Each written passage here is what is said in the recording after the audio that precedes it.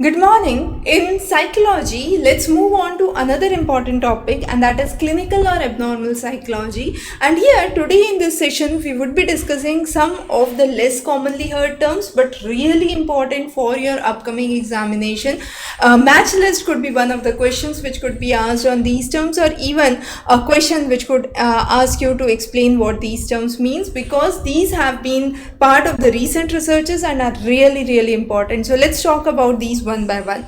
So anosognosia. Now anosognosia is a Greek word which means to not know a disease. So it's simply not that the person suffers from a disease and denies about that disease, but this is a kind of neurological impairment in self-awareness, and this is commonly represented with medical conditions like schizophrenia, bipolar disorders, where individual does not accept that they are mentally ill, mentally incapacitated, and they need help of any kind, right? So this is from a Greek word and a very important term in clinical psychology.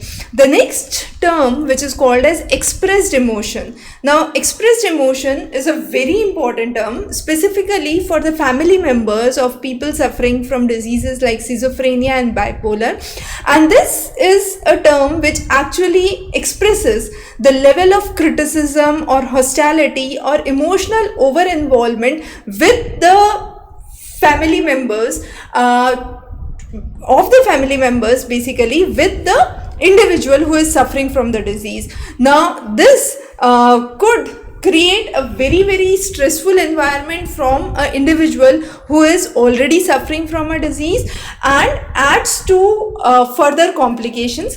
So it requires a kind of psychosocial treatment, not only for the individual but also for the family members, and this is what is called as expressed emotion, another important term. The next is treatment cascade.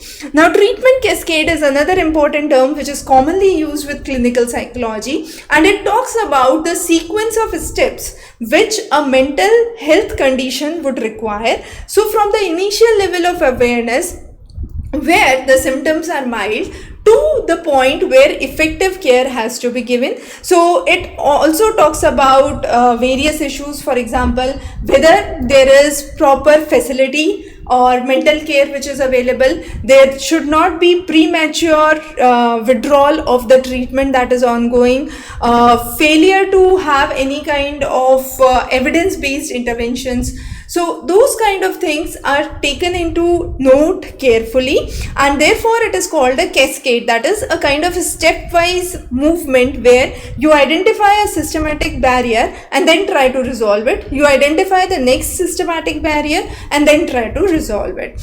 The next is psychological inflexibility. Now this is the core idea of ACT theory. As I always say, ACT has become very important theory in positive psychology, which talks about acceptance and commitment. Now this actually says a way to avoid any kind of negative thoughts, any kind of unwanted feelings, and move towards commitment and acceptance of the problem, and therefore develop a positive viewpoint around it. So under this there is a rigidity of understanding any kind of internal experiences, and this creates the inflexibility. Now with the ACT theory there is this flexibility that comes in, and it allows the individual to get involved, get understanding, and then help resolve the issue. So this is what is called as psychological inflexibility. The last one is again a very important term, TIC, which is the trauma informed care. Now this is a kind of framework where a person experiences a certain trauma in life, and because of that trauma they are unable to navigate into their daily life routines. Now this trauma leads to a sudden shock, we could say, for an individual.